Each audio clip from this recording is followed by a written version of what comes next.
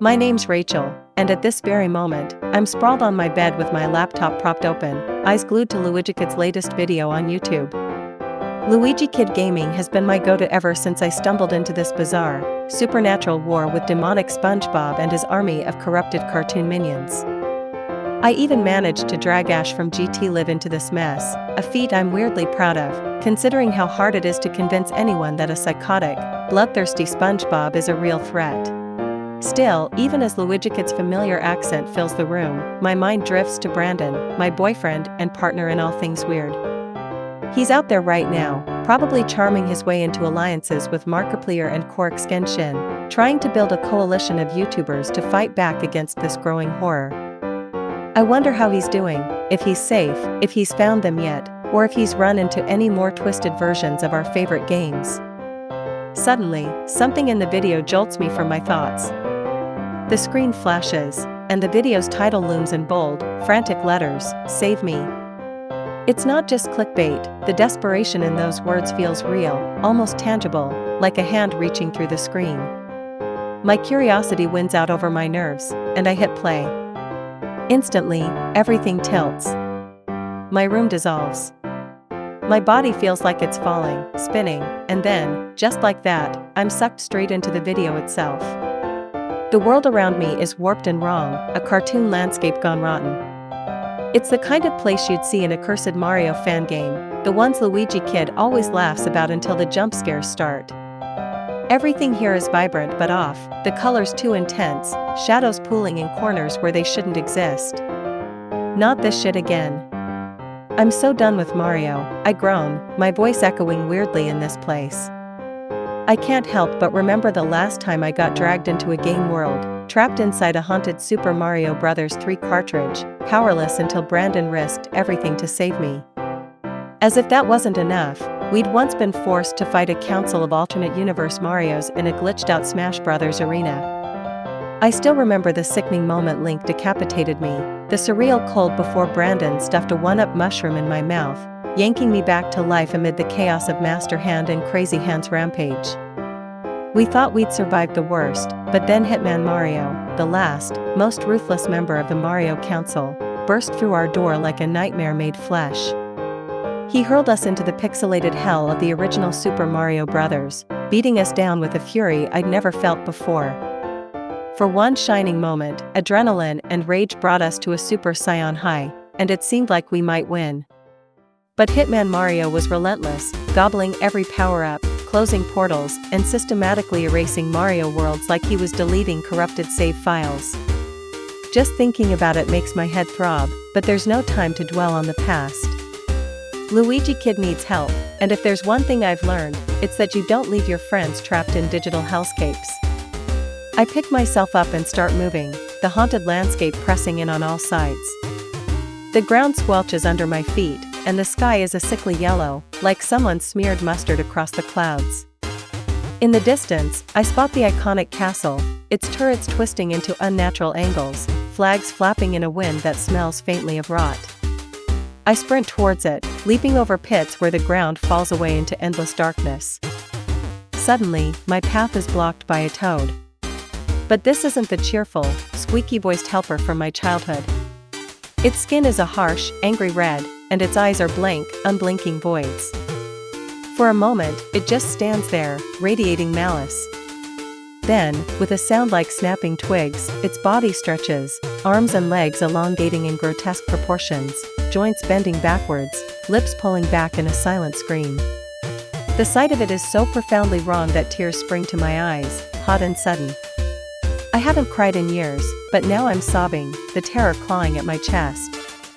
No one should have to look at something like this. YouTube would probably get sued if they ever let something this disturbing slip through. I force myself to move, sprinting past the nightmare toad, its long fingers scraping at the air behind me, until I finally burst through the castle gates.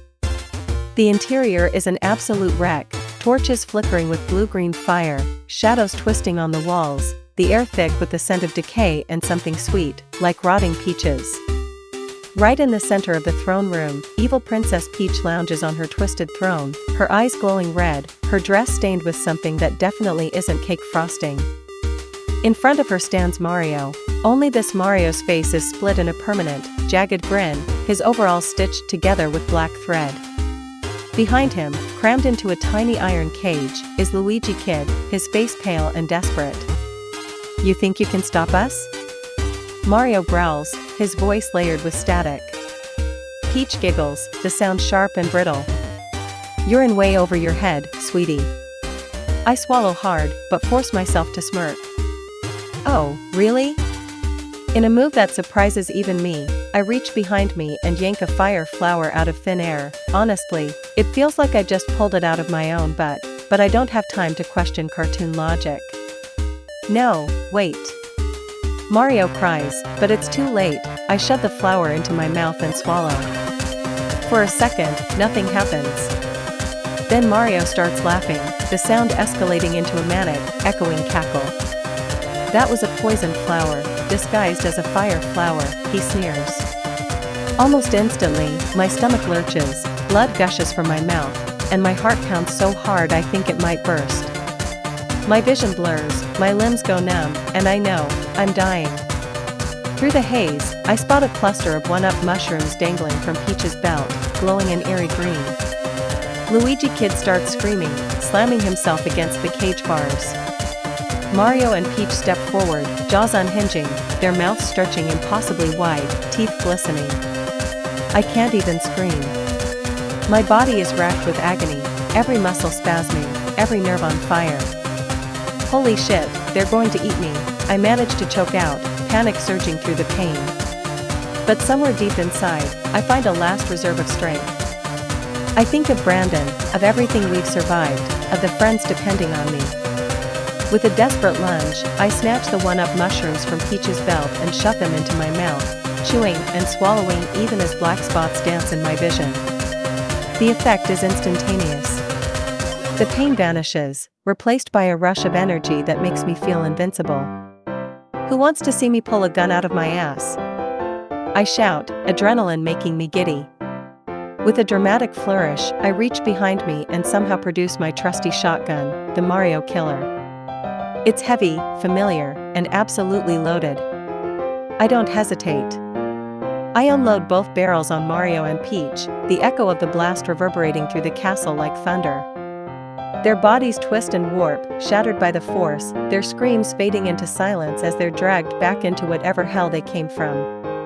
For a long moment, all I can hear is my own ragged breathing and the metallic clatter of the shotgun hitting the floor. I rush to Luigikid's cage, fumble with the lock, and finally wrench it open. He stumbles out, shaky but alive, his gratitude plain in his eyes. "Damn, Rachel," he says, "you're even tougher than you look." We don't waste any time. According to Luigikid, there's a portal room somewhere in the castle that can get us home, but the place is a sprawling labyrinth, every hallway filled with traps and echoes of the monsters we just defeated. We search room after room, finally locating a massive oak door in the dank, musty basement. We push it open, and immediately wish we hadn't. Inside, a writhing mass of demonic Mario characters are engaged in the most depraved, grotesque orgy imaginable. The air is thick with sweat, and the sounds are enough to make my ears bleed. What the actual fuck is wrong with these demonic characters and their constant sex parties? I groan, covering my eyes. Luigikid just shakes his head, muttering something in German under his breath. We tiptoe around the writhing mess, trying not to step on anything squishy, and hurl ourselves through the swirling blue portal at the far end of the room. The trip back is a blur of light and sound, but finally, blessedly, we're standing in my living room again, the only sign of our ordeal a faint smell of mushrooms and gunpowder clinging to my clothes. As Luigikid catches his breath, I fill him in on the SpongeBob situation, how this is all just the tip of the iceberg, how the corruption is spreading from one universe to the next, and how we're going to need every ally we can get.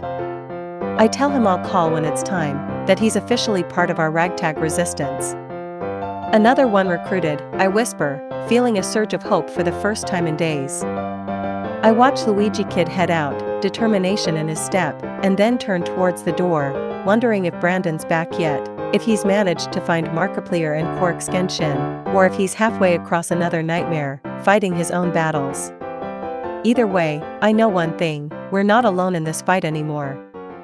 And as long as we keep moving forward, there's no game over we can't beat.